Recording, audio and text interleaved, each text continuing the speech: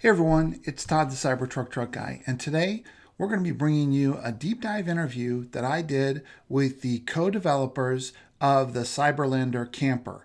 Now there's a couple of things you should know going into this. First, it's a long video, so I put timestamps in the comments if you want to jump to the topic you're interested in. Secondly, they have an extensive FAQ page, and recently another interview was done with them via Dr. Know-It-All. So I put a link to that interview in case you haven't watched it, but I really tried to cover things that aren't covered in either one of those places or explore them more deeply. So with that, I hope you enjoy. Thanks. Before I start asking you questions, is there anything that you guys wished you had covered in the Dr. Know-It-All meeting that you were like, oh, I wish we would have mentioned this? There's a few things I wish we hadn't. Really? Now, well, yeah, we revealed a couple of secrets that you probably can't should say something like that and tell us what are the things you wish you hadn't? We talked a little bit about lighting, and we wanted to save that for later. Okay. Well, And I just got kind of excited and I talked about lighting.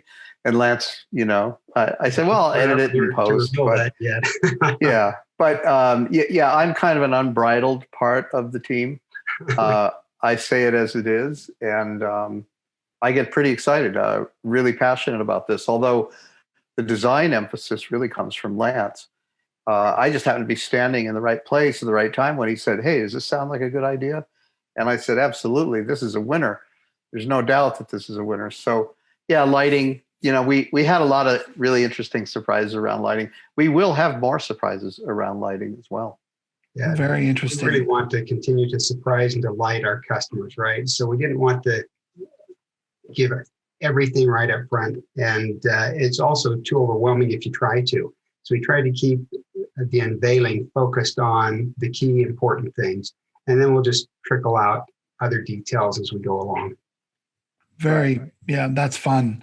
Well, let me ask you, this is a precursor, but what prompted you?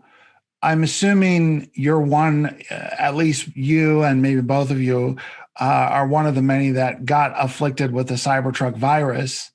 And so I'm curious why you got, what prompted your enthusiasm around the Cybertruck?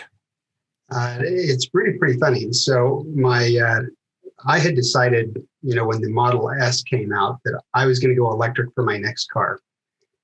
But then they were so expensive. Actually, no, it probably was the original Roadster because it was now 14 years ago. And I decided I'm going to go electric for my next car. And then the Model S came out. It was so expensive I couldn't afford it. So I said, okay, I'll wait for this affordable one they've got coming. So I ended up leasing a new car for 3 years. Well, actually, I had sold my car expecting the Model 3 to come out because it was due about that month. And so I sold that car to be ready for this Model 3. And then Elon announced it's going to be a little late. It's like, oh, no, now I got to go lease a car. So I leased a car for 3 years and I thought, certainly they'll have the Model 3 out by the end of this lease. Nope. So I bought it, had it another 3 years, and then the Model 3 came out. And my nephew was nice enough to go stand in line to get us some of the earliest reservations for the Model 3. And so we got our Model 3s in time. And so we were into it, and they were announcing the Cybertruck, and we both watched it live. And as soon as it was over, I called him up and I said, so what did you think? And he said, I'm still in shock. And I said, yeah. I said, I hate it so bad, I love it. And so we talked a little bit about, the benefits, why they had designed it the way they had. And I just thought, this is too cool. There are so many good reasons for doing what they did, that they really created a new vehicle category. The Cybertruck expands in every direction what a vehicle is capable of. It's simultaneously more efficient than a Toyota Prius, while being better performance than a Dodge Hellcat, right? While having more off-road ability than a Ford Raptor, yet being able to outrun a Ford Lightning street pickup, right? And so they just expanded the capabilities of it so much. And I don't think enough people have really given Cybertruck credit yet, because it's also an SUV, right? Normally you have to buy a full-size SUV to get 6 adults in it. And they've done that in 2 rows. So nobody has to climb past the second row to get into the third row. So it's much more convenient that way. So they got this really roomy 6 adult passenger SUV that also has this big storage area in the back. And, I got excited about that. And then I thought, well, you can't use any traditional camper with this. It just wouldn't work. And even if you could put it in, the aerodynamics would be horrible. The range would be terrible. And then I saw some of the proposed ones where, the kitchen slides out and you're on a sleeping bag and it's basically a tent. And I thought, well, that's lame. That would have been cool to me 20 years ago. Right. But, I want to have a little nicer camping now. And so it got me thinking, what would the ideal camper be in this new electric truck world? And given the interesting proportions and shape of the Cybertruck, I thought, how could we maximize that? And so it just kept going through my brain. So night after night, I'm just going through thousands of permutations of how you could configure things and stuff like that. It became quite an obsession. And I ran it past Bill and our team and said, hey, I've got this crazy idea. What do you guys think? Should we pursue this? And Bill was the most enthusiastic. He said, yes. And he's got an interesting story about trucks too. I hadn't had a truck in many years. I was going to ask you guys about that. Are you truck guys, or are you? So I was curious. I had a truck in high school and absolutely loved it. In fact, I loved everything about it except everybody asking me, hey, can you help me move? Yeah. And that's what I love about Cyberlandr. Oh, can't help you move. I got the Cyberlandr in the back. And it's going to be a good excuse. Yeah. So, I went to SUVs and almost nobody ever asked me to help them move again. I thought, this is awesome.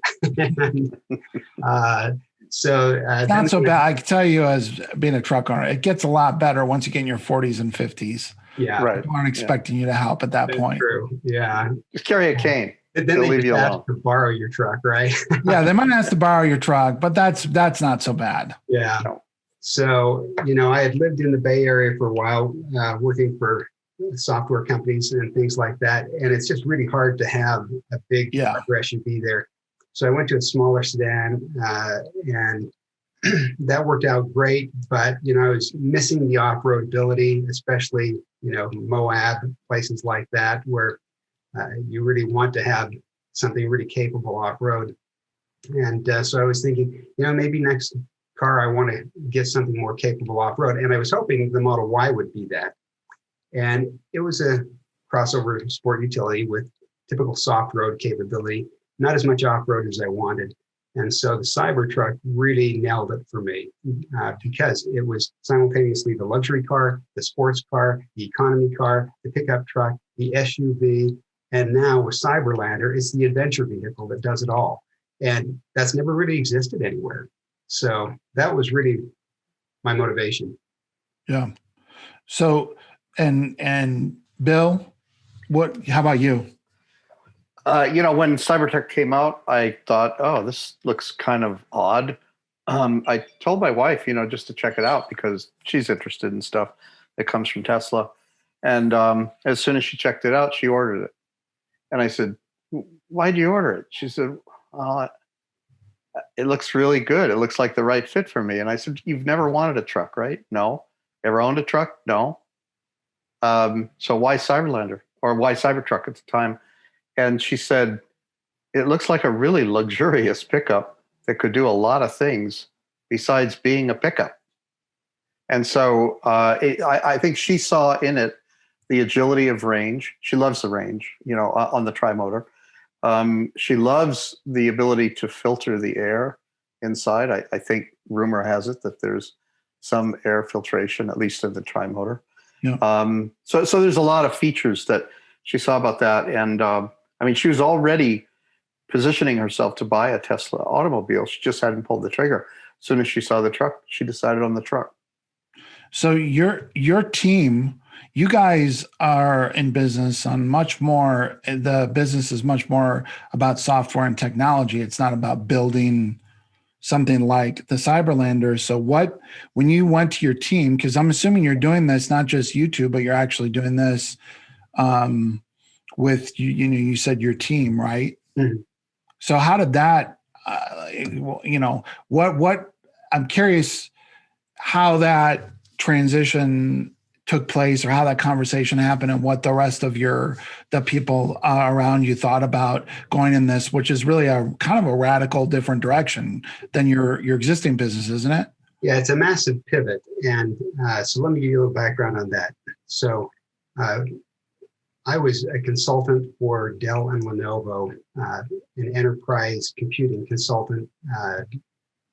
And I was brought into a municipality in California that had been trying. Lance, sorry to interrupt. Can you turn your volume up just a bit? I can hear Bill really well, but. Do you want me to go to? There you go. That's great right there. Maybe it's just getting closer to the mic. Okay. Yeah, let me do that. So at any rate, this customer in California, municipality, had a fleet of buses with video cameras on them. And they realized we get almost no value out of them because we have to pull hard drives out of the buses in order to view the video. And we only do that when there's been a major problem. They said, we would like to have situational awareness. So live video from these 10 HD cameras that we have on our buses. They're driving around Los Angeles.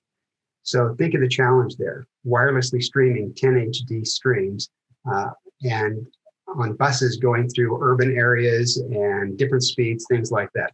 So it's quite the challenge. And they had been working on it for 4 or 5 years unsuccessfully. And they had talked to everybody they knew, every tech company, every surveillance company, and they had all failed. And so I was brought in as kind of a last ditch effort. And I said, okay, show me what you're doing. And they showed me what they were doing. And I said, I know exactly why it won't work and how to fix it.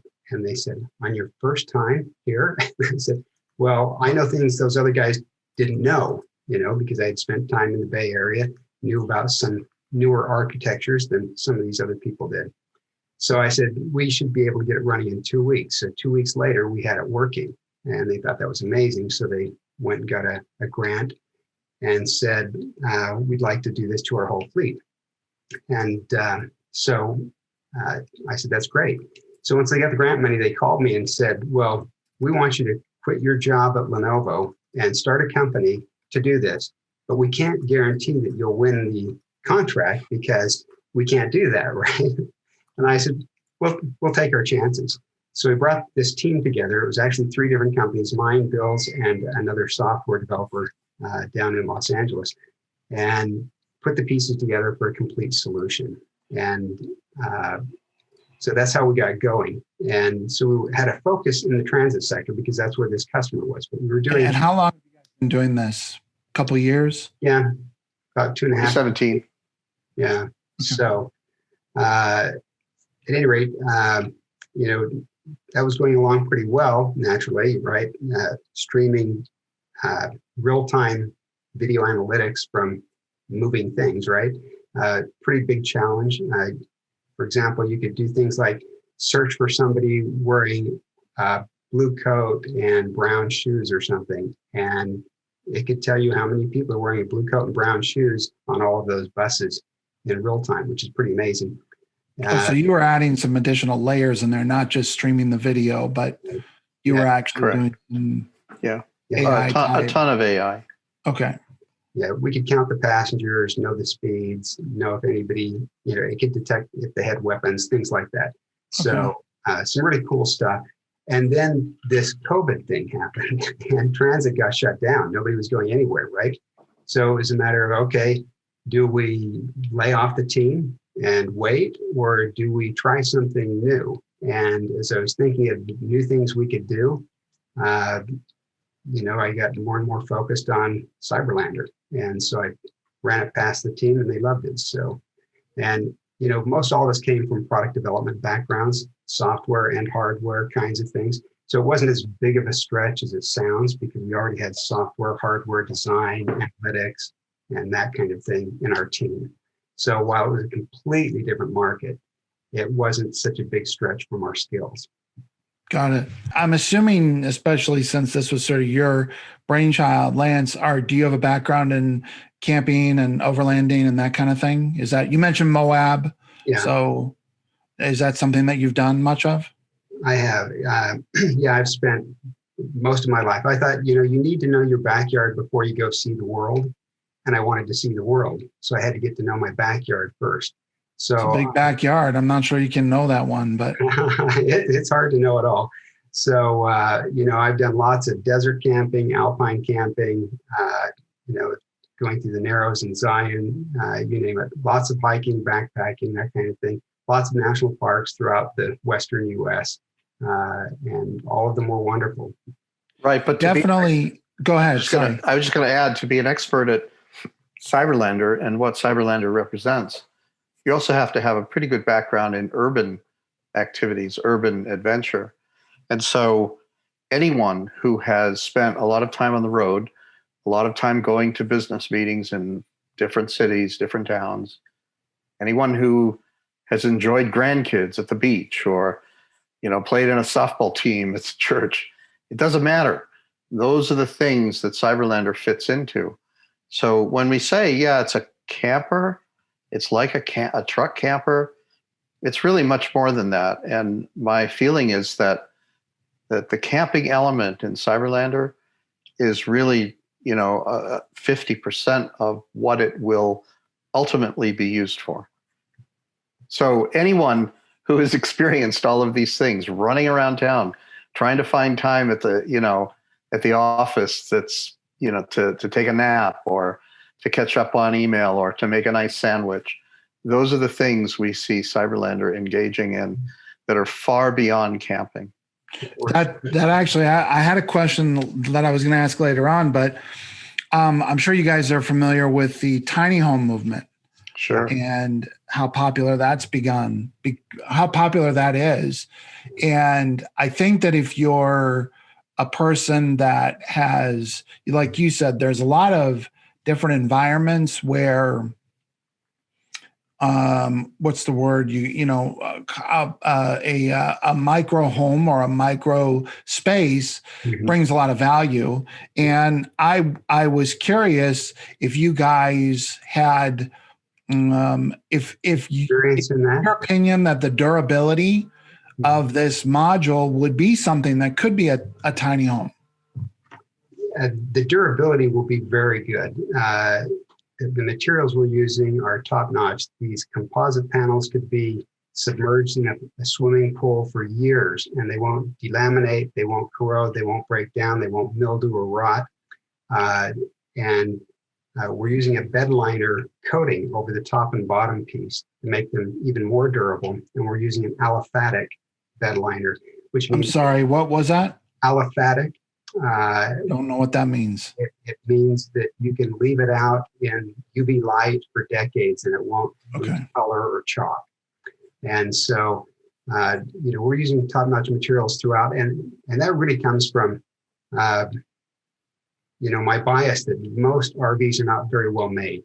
And they aren't. The frustration I see from my friends who have them constantly having to repair something in them.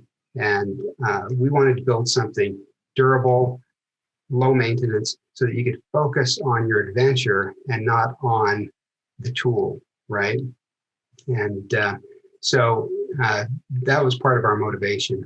And we do have, oddly enough, some experience in tiny homes. And also I have a background in the automotive industry. My dad owned a car dealership growing up. So by the time I was 10 years old, I was a lot boy, helping out around the car dealership and really worked in every different aspect of it. Some repairs, some body work, some detail work, and everything. And I just loved cars. I loved mechanical things. And so this was kind of a natural outgrowth of all of that. So one of the things that you mentioned on your website is that you guys have applied for, I think, 5 patents. Is that right? Yeah. So we have 5 patents, 2 issued and 3 pending.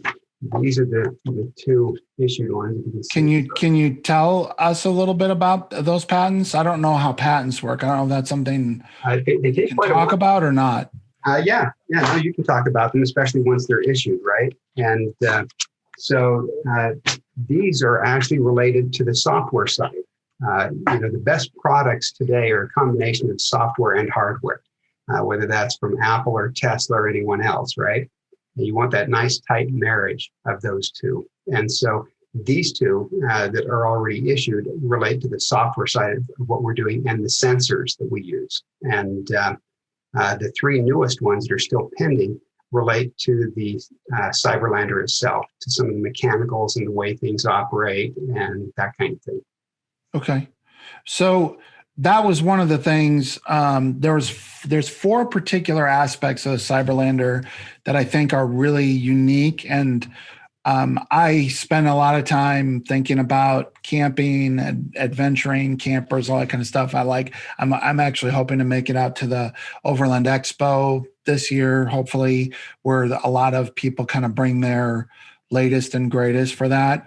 And while I recognize, Bill, that there's a broader audience, my perspective, what I'm coming from, is specifically that world. And that was one of the things that some of the people that were watching the live stream that I did they were critical of the price. And I was trying to explain to them, well, actually, if you go look at the overlanding trailers, especially the ones that, I called it origami, that use sort of origami type techniques, Sure. Whether that's accordion or unfolding, they're actually pretty expensive. And a lot of those are like teardrops that unfold and expand and open up and that kind of thing. But people underestimate, I think, and that was the other thing, is I was trying to explain that there isn't oftentimes you actually pay more for the smaller things because of the amount of engineering that goes into getting them small.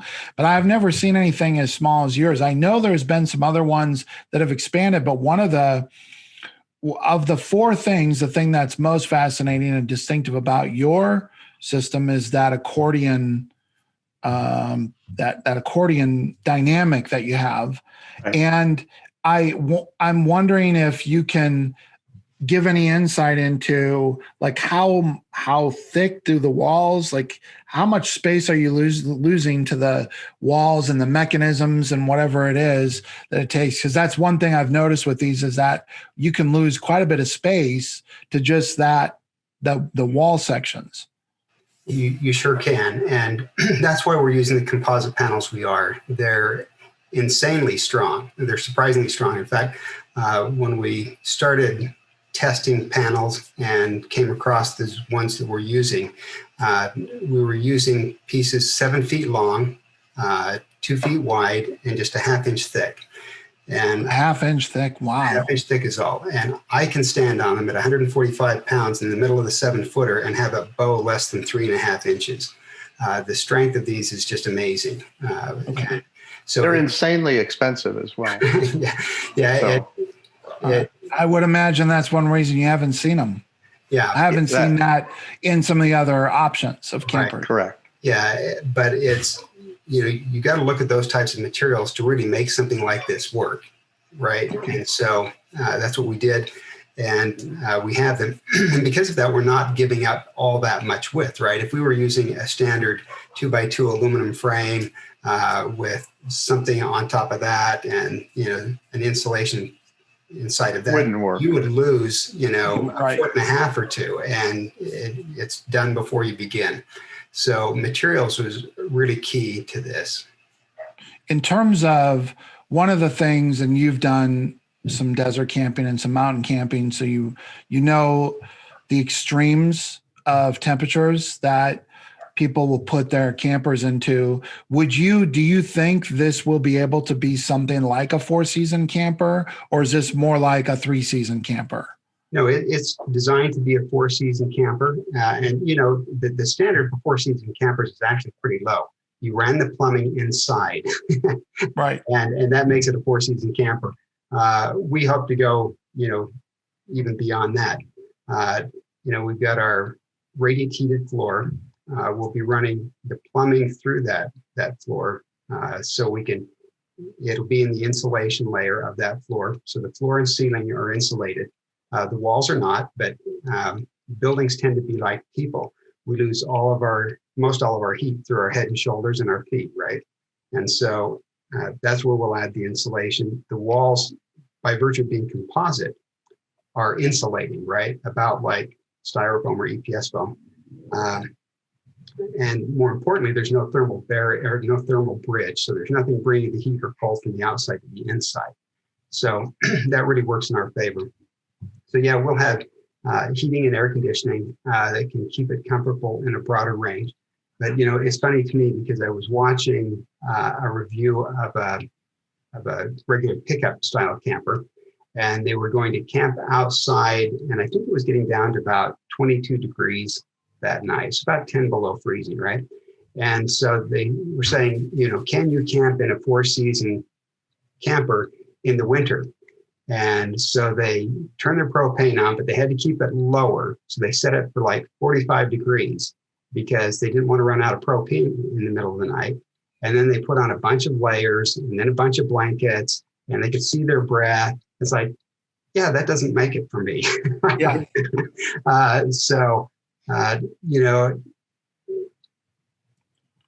It depends how broad your range is when you consider a 4-season camper.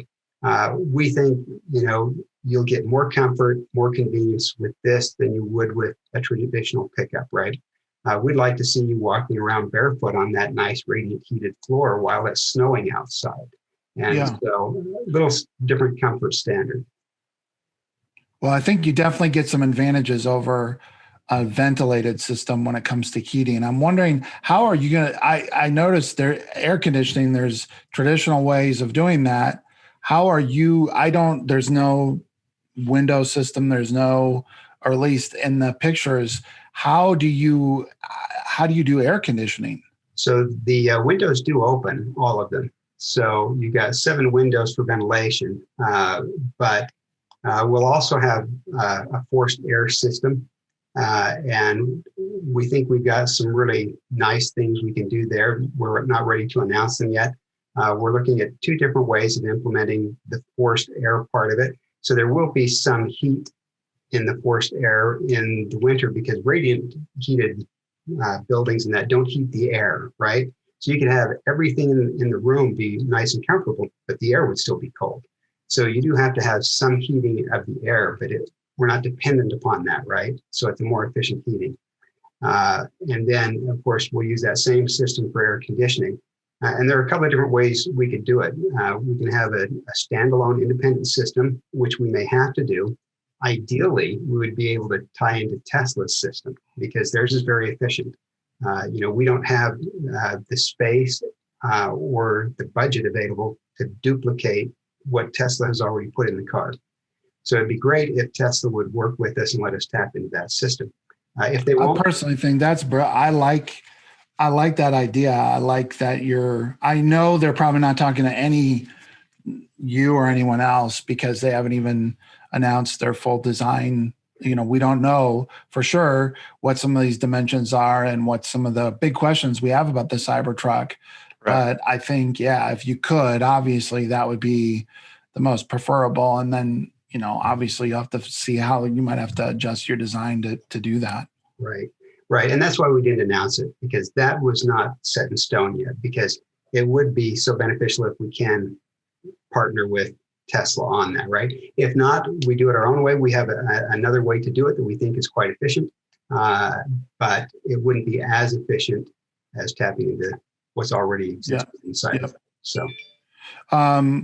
So prototype, it's obviously one of the things I mentioned in our live stream is that part of my cautious optimism was built around the fact that there's been some burns that have happened in the EV community with CGI rendered things. And then that's it. There isn't even a functioning prototype.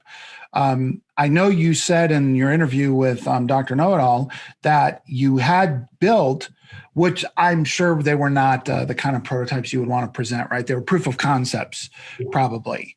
But as far as an actual prototype that we could interact with? Do you guys have an idea over when you think you might have that something, an actual prototype that people could interact with and view? So the very first thing we did when I had this idea was create a design validation prototype, but it's made out of foam board, insulation board, like you buy at Home Depot, right? And I built that in my garage.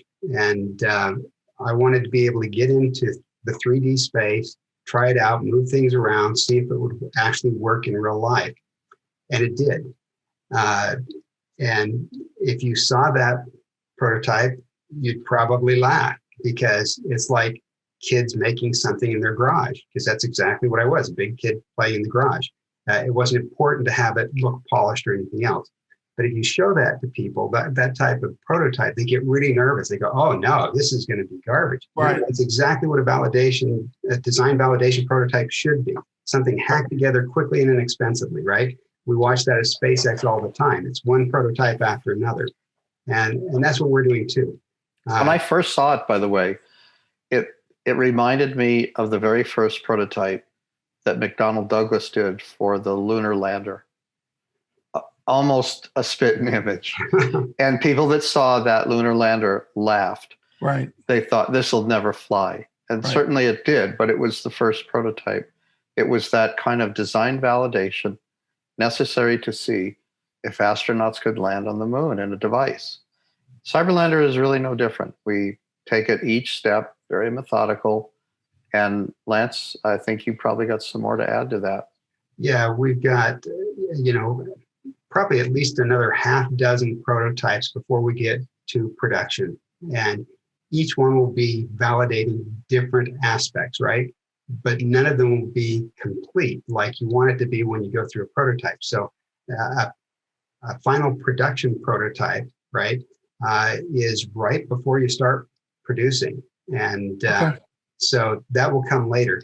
But what we will do, and we've already told many of the reservation holders that we'll be doing an update about every 2 weeks, where we'll let them know what's going on, the business side, the design side, get their feedback on some things like the dolly. We've worked with some customer focus groups on the dolly. We've got some good ideas there. We don't have a final design yet. As we settle in on what we think could be a good design, then we'll share that with the Cyberlandr community and get their feedback. And right now, all you're asking is for $100 reservation, right? It's for a $100 reservation, they can get $5,000 off the retail price. So it's not much to risk for a really good return. Right, so, and it's really intended to be a market validation. Much like our prototype. It's like a Cybertruck, right? Exactly. Yeah, you want to know if there's a market, and honestly, we've been blown away and very humbled by it. Not only is there a market, it's many times larger than we thought, and it's way more enthusiastic than we thought. There's been such an outpouring from the people about, wow, this is exactly what I needed. And we're really interested to see all the different ways people are thinking of using it, which is why it's only about half that will be using it for camping. And the bigger validation to me was to really understand what people are thinking. So we're using that, this pre-order validation period to try to get some additional feedback. Are we on the right track? Are our camping interests in alignment with theirs? And so far, it's just been amazing. We get so much love from the Cyberlandr community. I mean, some people have even said, this is more exciting than the truck itself. And that's a very pointed statement that we take seriously. It's part of the obligation of seeing this through. But at the end of the day, we want to have the conversation with this group of people who have said, yeah, 2 very enthusiastic thumbs up. Make sure you build that. The conversation that leads and follows after that is critical to making the most ideal product for these people. Yeah, and one member of our team early in this process said, this is great, but this is so unconventional. They were worried that maybe the market wouldn't accept it. And I said, well, I think this market will accept it, because you picked the right market, right? You've got to be an early adopter to be racing the Cybertruck. And boy, that's proven true. As far as I noticed, I'm looking, maybe you don't realize it, but I'm looking at an interior behind you. Your background is an interior, and I see what looks like maybe that's the system that lifts and lowers the, just like a powered antenna type of a system. Is that basically conceptually what it is? Yeah, they're called linear actuators, and there are many different manufacturers of them. They come in many different capacities and things. Some are IP69K rated, which means they can even be submerged in water and continue to function, kind of a thing, right? So they run the gamut. And so part of our challenge is making sure we match the right product with this. And frankly, we have not found one off the shelf that's an exact fit with what we want. And luckily, many of these linear actuators do custom work and will build one to meet your need. And so one of the things we need to do is validate how big is the market, what quantity will we be buying, right? And now we've got a much better handle on that. I'm just going back on something. I'm assuming you're going to continue developing the other business. It sounds like once public transit comes on, that's a very promising thing. I'm assuming that part of your world is going to continue to happen, won't it? We'll kind of split, okay. So you're going to, this requires enough of a focus. You're going to sort of have a, okay. Yeah. It has to. Design and engineering that needed to be done there has now been done. So there's not as much, it's not as demanding there, right? And so it's a good way to split.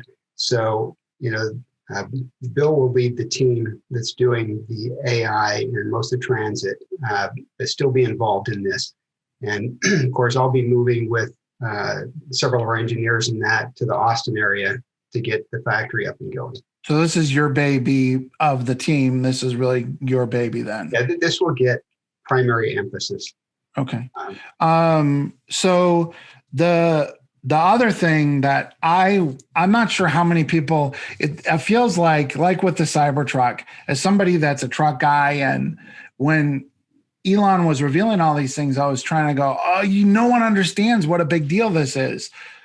The reason I started the channel is because experts were coming on and explaining why it wasn't going to be successful, and why truck people, it might be successful with the Teslaites, but not with what I call truck land, kind of the interior part of the US where people are really loyal about their trucks. And there's things that, like they did with the air suspension, that I would explain to people. I'm like, you don't understand what a huge deal this is that they're offering this adaptive air suspension, because unless you use a truck like a truck and you do certain things with it, you just don't appreciate or understand why it's such a big deal. There's something you did that I thought was kind of inside baseball, so to speak, as far as somebody that it was apparent to me that it was someone that had spent a lot of time outdoors, which is the filtering water system. Mm-hmm. That I have constantly thought, I do not understand why there isn't a circulating water system that lets you take gray water, recycle it, and reuse it. And I honestly would go out and be like, looking for sure someone's done this by now, because I'm like, why has no one done this? And you did it, or at least you're planning on doing it. And I'm curious if you can provide any more insight into that. What were you thinking when you incorporated that in? And have you actually messed around with a system, even if it's, whatever larger filters that you have to downsize, but have you messed around with trying to do this? I know I've seen some endless showers that have been out there, but I've never seen one that's like available that you can buy. So I'm very curious about that. Yeah. In the van life world, there are a few who have worked it out and have it, in their vans, but never on a product release. They're custom, right? They do it themselves. Right. Yeah. And so we looked at it, we said, okay, the biggest limiting factor in boondocking is fresh water. And there's just not a lot of room if you want to fit everything in the Cybertruck like we wanted to. So you've got maximum off-road capability. But to carry a 30-gallon fresh water and a 15-gallon gray water and another 10 gallons of black water. 30 gallons goes fast. It's like, especially if you're not by yourself. Yeah. You have a significant other and a kid. Yep. On fast. So anyway, sorry to interrupt. No, it's perfect. And so we were looking at that and saying, this needs to be solved. And, some people say, oh, but it's recycled water. And it's like, all water is recycled. Your nature does it or your municipality does it, but all water is recycled. We're not making much new water. And you're not recycling black water. You're just recycling gray water. Yeah. And in fact, we eliminated black water altogether by using the dry flush. Yeah. Right. And so we're just recycling the gray water, and some of that will be eliminated as it builds up. But you're recycling basically really good water anyway. And then it's a shame you go out boondocking or something, you're surrounded by lakes and rivers and streams, and you can't use any of it. You got to drive 50 miles back into town to get nasty tasting water from an RV store or a gas station. It just didn't make any sense. So by having 4-stage filtration with UV sanitization on board, sterilization, then you're able to, just stay out there and enjoy it. So. Yeah, that was it was that along with the solar side, which is what I want to talk about next, that made me go, well, this is a tiny home. Mm-hmm. This is basically a tiny home because you've solved the most challenging issues of siting a temporary home is I got to get water, I got to get electricity, and I got to deal with sewage. The building the actual home part, if you could solve those things, is not as really as difficult. So yeah, I'm really fascinated with how people might utilize your system outside of a Cybertruck. So the third thing that I thought was super innovative was your sleeping system. How did you develop the idea of a bridging chair type system? Has that been done before? I've never seen it. No, and one of our patents relates to that. Okay. And so, and we've hired a design team based in Utah, and they had done previous projects both in ladders, like little giant ladders, and in chairs. And I said, that's what I need, the combination of something as strong as a ladder built into a chair that can reconfigure. And their name is Devos, and they do a great job with that stuff. So we engaged them because they had expertise we did not have. And so they're working that out for us based on our idea and our patent that's pending on it. And so, I looked at campers and I said, most of the space in them is wasted. The part where you're working around the kitchen and the sink and stuff like that is so tight. You can't even make a sandwich on the countertop because the range is in the way, right? And the sink is so small, you can't fit more than one dish in it at a time. Right. And yet you've got all this space wasted on a bed that's only going to get used when you're sleeping, and all this space wasted in a dinette set where it's still so tight, your knees are hitting, your toes are touching. And I said, there's got to be a better way to do this. And so I thought it has to be able to be transformable. And so I thought the only way you can really pull this off is if you have chairs that can be made into a bed. And then one of the things we were finding is that people who do a lot of camping and RVing say you're either sitting straight up at the dinette or you're laying flat out in the bed, but you never get to recline back and get comfortable like you could in a lazy boy at home, right? So he said, we're going to solve that too. We're going to create a chair that can sit upright for eating or maybe working on the computer, but can lay back if you want a more relaxed office environment or want to watch a movie or want to take it out by the campfire to watch the stars or something, and be able to convert that into a bed. Yeah, that was very, very clever. So the last thing that I wanted to talk about or just ask you about was the solar panels. Mm-hmm. The solar panels look very thin relative in your rendering. They look very thin relative to household grade solar panels. Are those regular solar panels and it's just an illusion of the system, or are those somehow more similar to like the thinner portable panels we're familiar with? So we have not made a final decision on which brand we're using. We're still doing some testing there, but we're not using traditional home ones because you've got that heavy glass and then you've got aluminum frame around it that takes up, as you noticed, way too much space, right? Right. So we've got these amazing composite panels that are insanely strong. They're only half an inch thick. And so we can put the thinner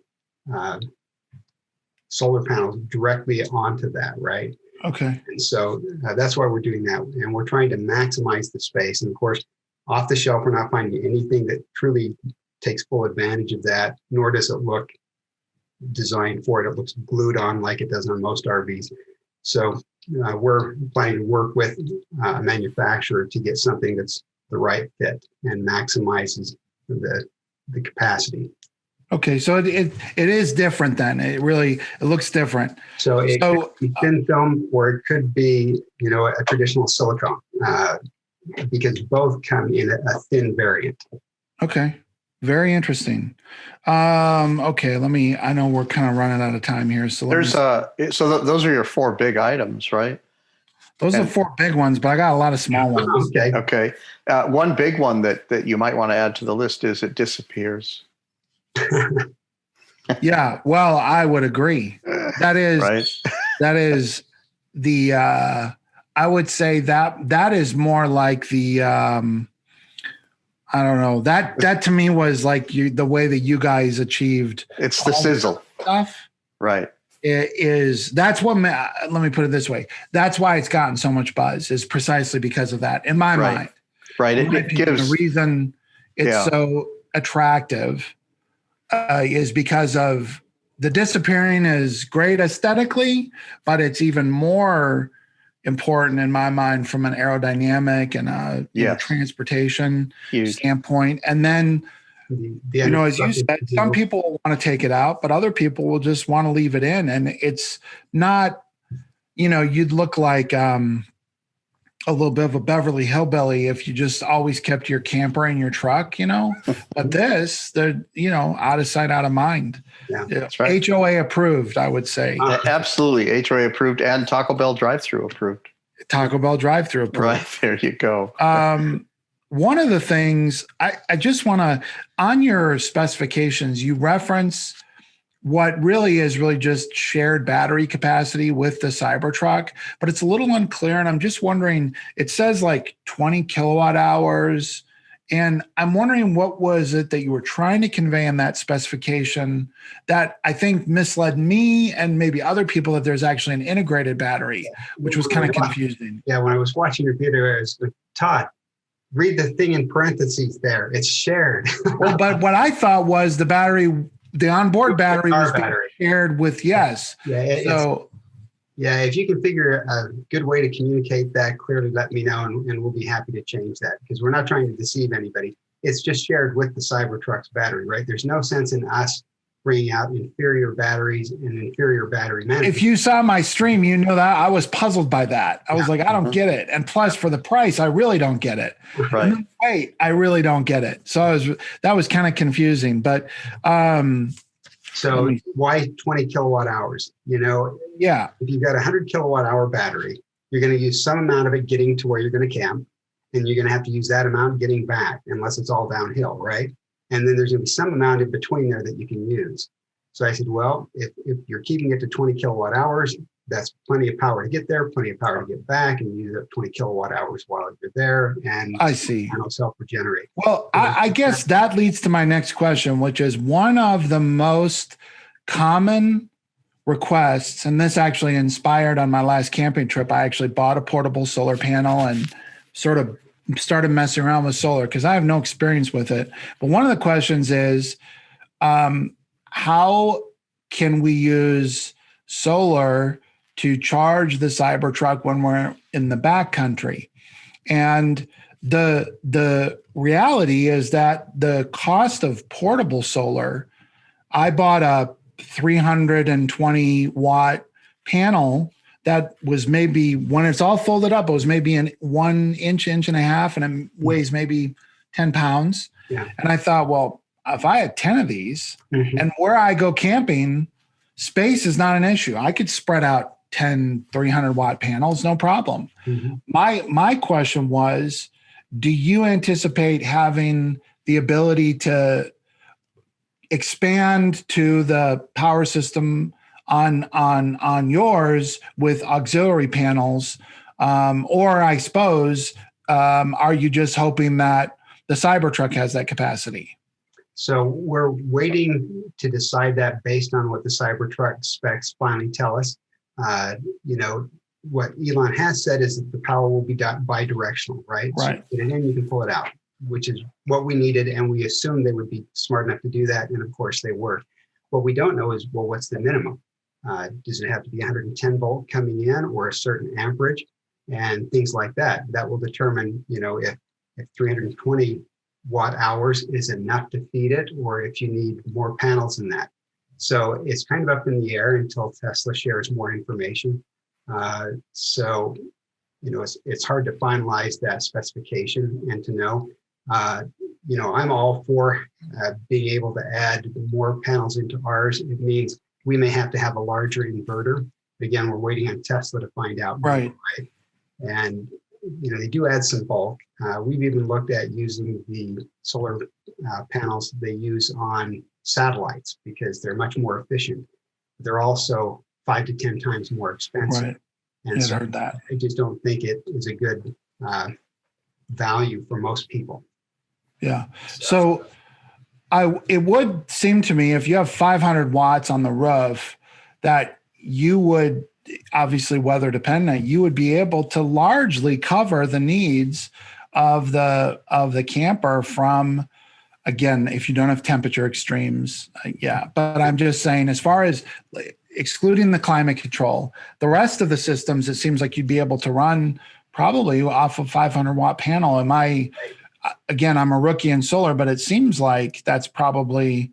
No, you're right on, and that's what we were going for, right? When the weather's nice and you're not using a lot of air conditioning or heating, then that will more than cover what you're going to use heating your water and watching TV and stuff like that, right? Interestingly enough, one of the biggest power draws is Starlink. It's currently about 100 watts, and they're working to get that down. Is doing what? Starting? The Starlink satellite. Yeah, Starlink. So the satellite connection. Yeah. So the Starlink connection, you know, currently it's a big power sucking device, but they know that and they're trying to bring it down. It's not an issue at all when it's at your home, right? Right. But when you take it on the road, put it into a car, that's a lot of power. So I know they're trying to address that. So I think we'll be able to see that take a lot less power in the future.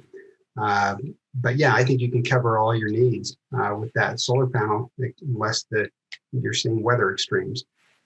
So one question I had is, obviously the way that the camper is configured, it looks like it's probably going to cover where that outlet system is.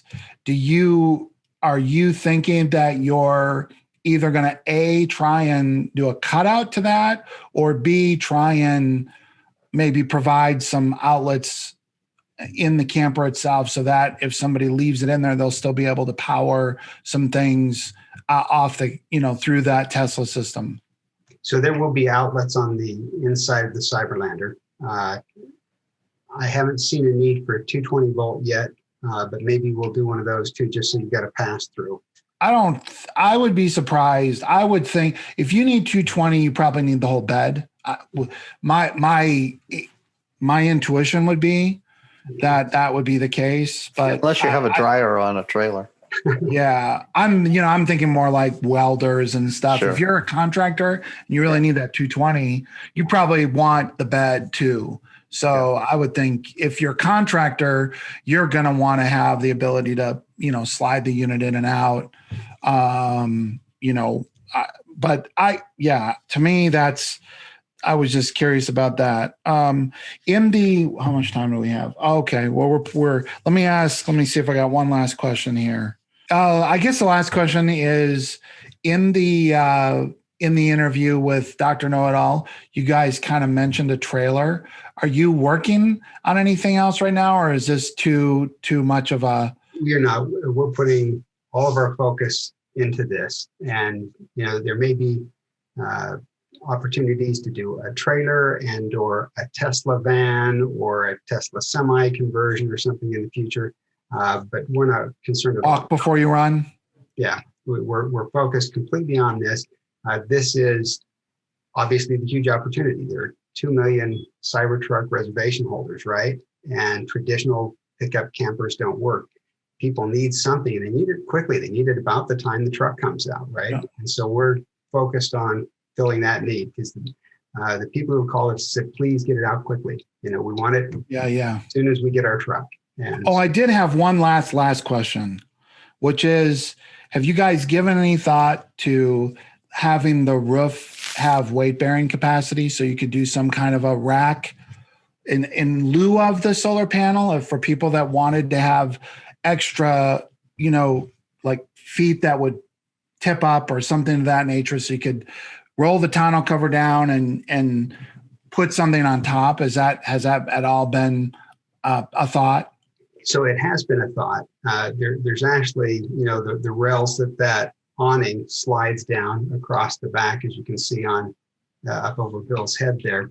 And so there is kind of a track there. The question is, the L-track system. Right. So do we make that? Well, I'm talking about at the top of the Cyberlandr. Oh, you're talking about, with this awning to slide off. And so the question is, do we add a little extra bulk there to provide something for a rack? And do we want to be doing that? And I'm still mixed on that. I think the industry is going to come up with lots of clever solutions for, hitch-mounted receivers that hold equipment and kayaks and stuff like that. So, we still need to get more feedback from our reservation holders and a little more market research to see if that's really something they need. But I really think we're going to see a really robust aftermarket for those types of things. So I don't know. My concern is that you have some specific needs as far as the clearances on that make me wonder if the problem obviously is if you do an aftermarket something, and I'm sure there will be an abundance of them, that you're going to have to disassemble it before you could raise yours, because they weren't thinking of that when they designed it. True. Especially if it's not just a hitch mounted, right. one. And that's one of the reasons why Cyberlandr is out early. We released it early enough so that all of these aftermarket providers can see what are the things that they're going to have to engineer around. If we're very successful with this, they'll have a lot of feedback, from the market to understand, there's going to be things in the bed of the Cybertruck that they need to accommodate. This is one of them. It's not all of them, but there will be other things. So I think the market will adapt quite readily. And I've already seen some amazing things that work with Cyberlandr. They were built long before Cyberlandr came out. So yeah, we're going to really watch that. And if we see a need that's not being filled, we'll try to fill it. But we really think that between Thule and so many of the others, that there will be lots of products that can fit that niche, but we're going to find out. Yep. Okay. Well, hey, I really appreciate you guys I'll just mention that I didn't have to reach out. You guys reached out to me, which was super cool. Well, you asked us to. I did ask you to, but I wasn't expecting you to. I mean, I thought I was going to have to roll the dice with the media relations thing and see where I got. Who's more important than Cybertruck guy? Come on. Yeah. Oh, many. But no, you're doing a phenomenal job. I do really appreciate you guys taking the time, and good luck. And I'm excited to see how this unfolds. And maybe as we get a little bit closer, we'll have a chance to circle back around and catch up. So live video at the first prototype available for viewing to the public. That would be very exciting. Yeah. Yeah, we'll have an event. We'll have cookies. All right. Sounds good. Okay. Thank you guys. Thanks. Take care, Todd. Bye. Bye-bye. Well, from my perspective, after this conversation, looking at the thoughtful details that went into this, the amount of time, energy, and money that they've spent building this concept and researching it, and even in expenses like filing for patents, which are significant. To me, this is an exciting and groundbreaking design, and I am really, really rooting for their success. And I'm excited to see where this journey takes them. Most of all, I'm excited because I think this represents the beginning of exciting, revolutionary, groundbreaking designs. And like I told the guys offline, to me, this is the first time I've seen what a camper should look like for the 21st century. So with that, thanks, goodbye, we'll catch you next time.